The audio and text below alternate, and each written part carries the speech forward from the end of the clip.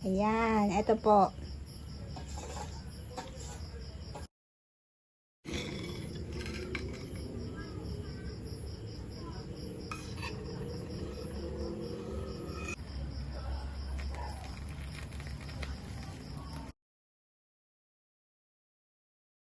Isa dito.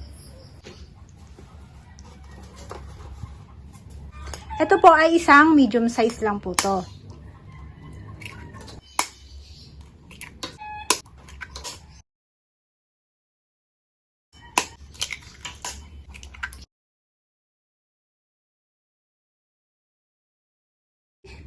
Evaporated milk, condensed milk, 3 can po. I-mix po natin to ng smooth ng 3 times. Ganyan po. May mga buo-buo po kasi.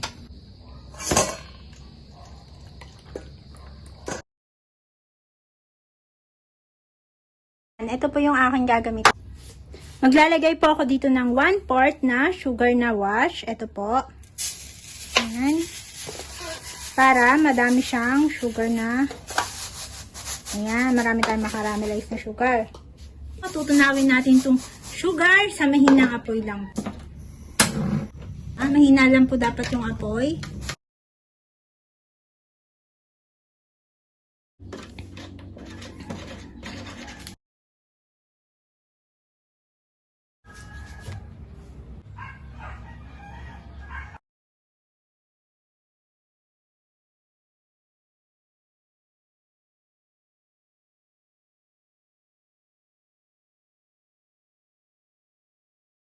Lalagay po natin yung mga ipapatong po natin yung na water, orange dito sa ating.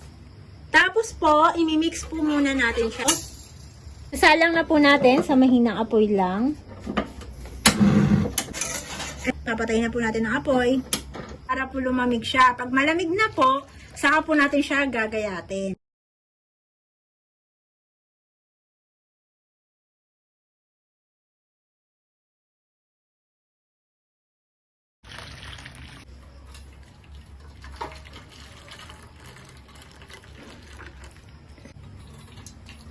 Dahan-dahan kasi mainit.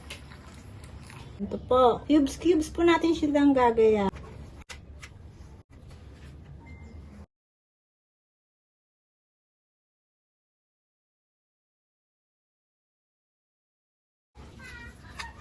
Ngayon naman po, bago tayo mag-proceed sa ating pinaka-last step, lalagyan muna natin ito ng mga kinat nating jelly, itong ating mga leche plan, para ready na po sila kapag nilagay na natin yung white gulaman para mag-set na po siya. Kasi kapag nilagay natin yung white gulaman, magsiset na po siya kasama ng ating leche plan at ating mga cubes na mga jelly.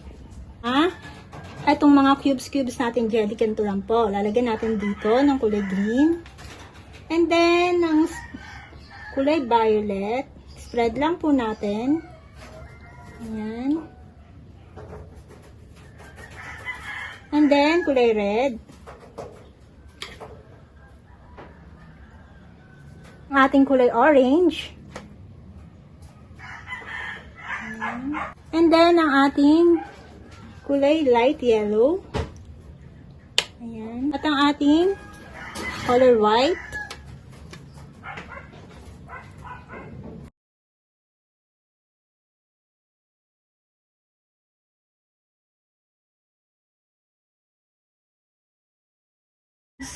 ₱800 ml na water para madali siyang kumapit at para madali siyang tumigas. Hindi ko nilagyan ng madaming tubig.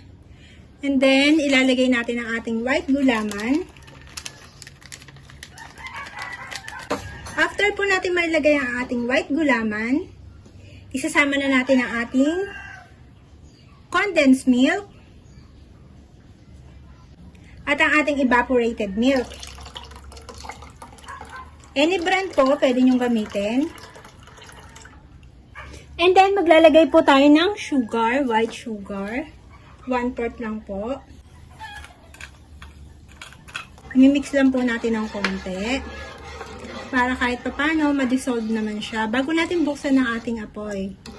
Ngayon naman po, bubuksan natin ang apoy para maluto na siya.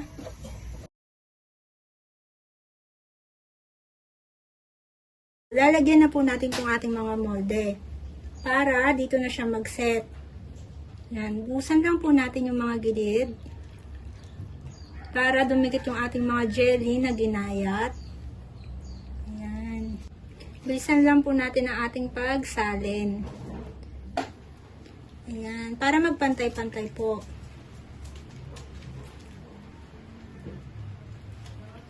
Ayan.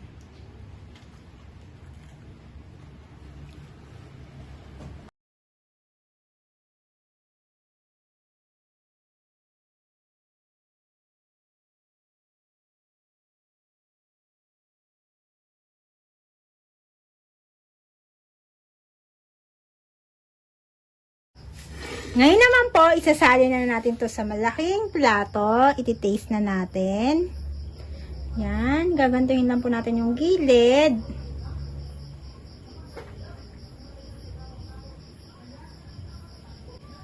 Ayan.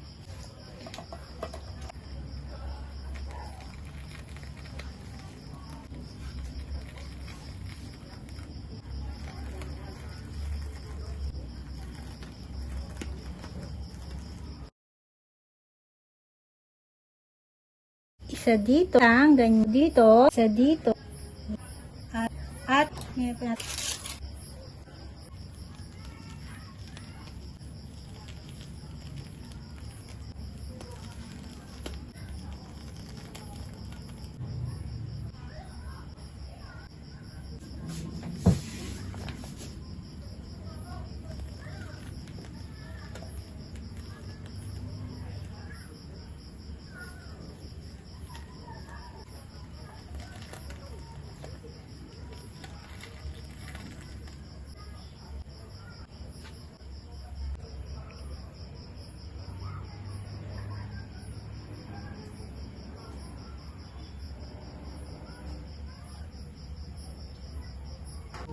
Ngayon naman po, titikman natin ang ating ginawang gelatin leche flan. Ito po ay, ito na lang aking babawasan. Ayan, ito po.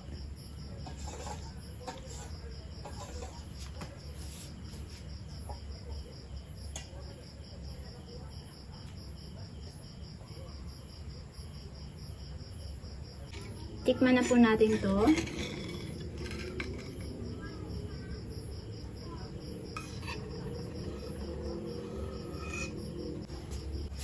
Ngayon po, titikman na natin ang ating ginawang gelatin, leche flan, jelly pan, in short. Ayan, titikman po natin to. Naghiwalay po. Sarap. Sakto po yung tamis ng ating leche flan. Gulaman din po. Sakto din po yung tamis. At kasi yung mga iba po nating nilagay na gulaman, yung parang cathedral, meron siya mga flavor. Ito po.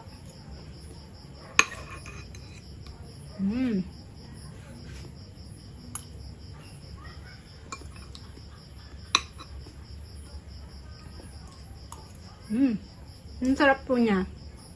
Pwede nyo po ito pan-negosyo.